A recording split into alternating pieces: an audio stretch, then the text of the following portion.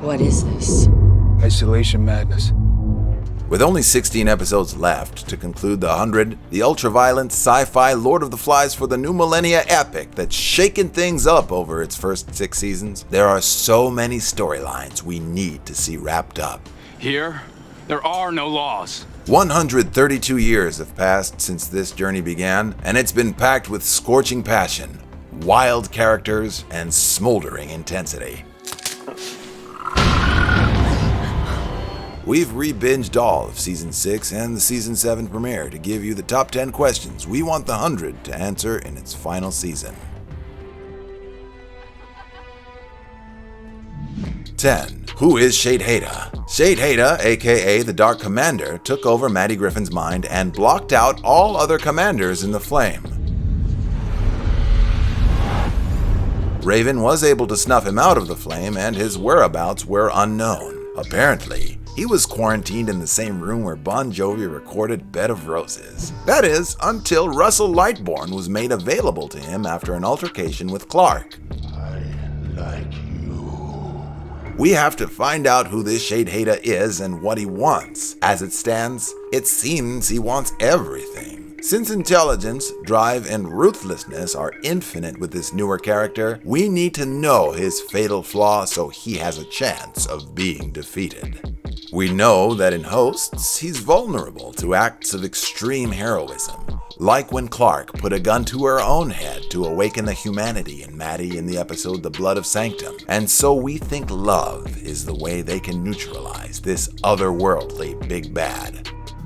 9. Will Bellamy and Clarke reunite? Will they or won't they? This dynamic duo have deprived themselves of each other with such restraint since the very beginning that we want to see them say those 3 little words to each other more than anything. I need you. Almost there, Bellamy. May we meet again?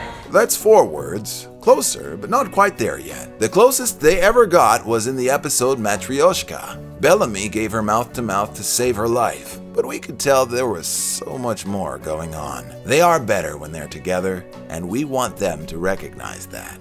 The finale owes us that much, and they owe it to each other. FYI, the 2 actors are actually married in real life. Nice. 8. What's the deal with the old world house? They aren't on Earth anymore, and yet Clarke and the gang live in this house complete with golden retriever that looks like it belongs in suburban Connecticut. It feels more out of place than that perfectly clean, fully loaded Hyundai Tucson in The Walking Dead. The remainder of the One crew settled in the house Russell built for Simone. It's unsettling to see this perfectly well-kept home on Alpha. Is it one of John Constantine's magical appearing houses?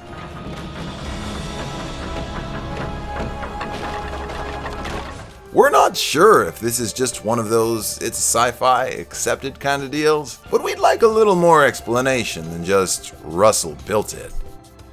7. What will happen with the Flame?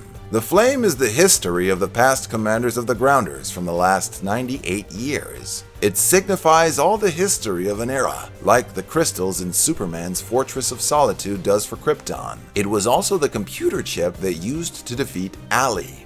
Gaia had to hide it when the death wave came down and Octavia rose to power post-Conclave. Hidden inside of Maddie, Clarke had to surgically take it out of her to save her from Sheidheda. With the Flame no longer alight and badly damaged, Gaia is no longer commander. What does that mean for the Grounders? Will there be no more commanders moving forward? That will take Gaia in a completely new direction, as she has to find a new purpose. She's a flame keeper without a flame. We hope the Grounders find a new way to relight it. Please!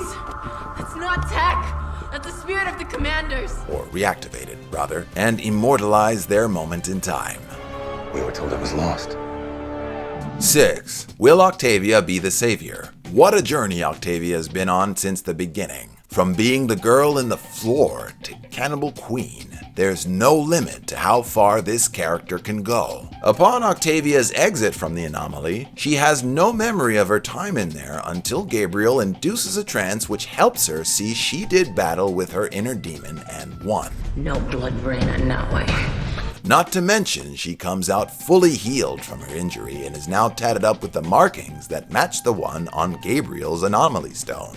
These could be from a language much older than the Cult of Sanctum, They go to it and push the markings highlighted on her back on the stone, and that awakens the green beast. Then Hope comes out of it and gives Octavia the old murder hug, which sends her to be a part of this mean green force. What does that tell us? We believe the Anomaly didn't end her life and has plans for Octavia and needs her to help make peace between the factions. She passed the test it laid out for her, and the Anomaly has determined her worthy. What we know is that the Anomaly will be a key piece for the end of the series. More on that later.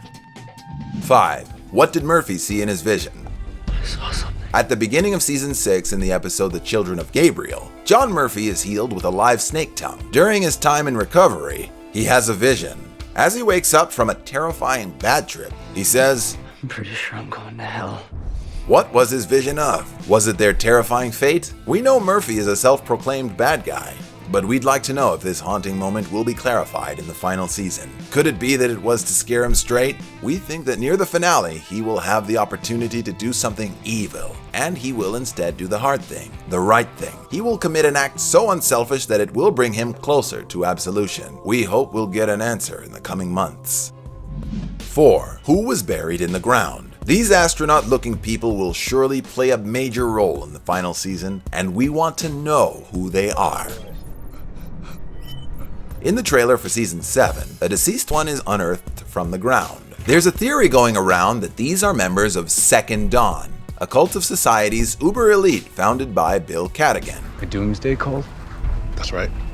The Second Dawn. They built a bunker. He predicted the first apocalypse and created the Second Dawn bunker in Paulus, formerly known as Baltimore. Only he and the most elite 12 members survived the apocalypse. Remember, these are the cats who burned Becca at the stake. Their motto is, from the ashes, we will rise. We don't know for certain, but we'll be sticking around to find out.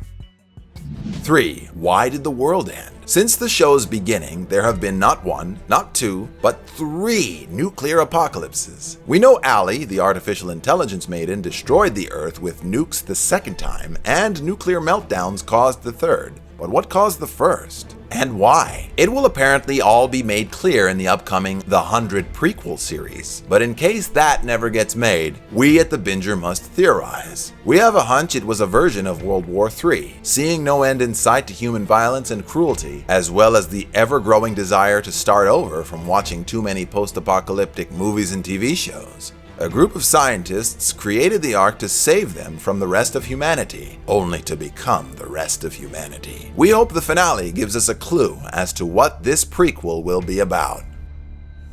2. What's the Anomaly? Reminiscent of the storm on Jupiter, the Anomaly is a mysterious force that can do many different things. It's a wormhole that leads everywhere. Its leading expert, Gabriel, says whoever goes in doesn't come out. However, it seems to favor certain folks. Dioza and Octavia went in. It keeps Dioza and spits out Octavia.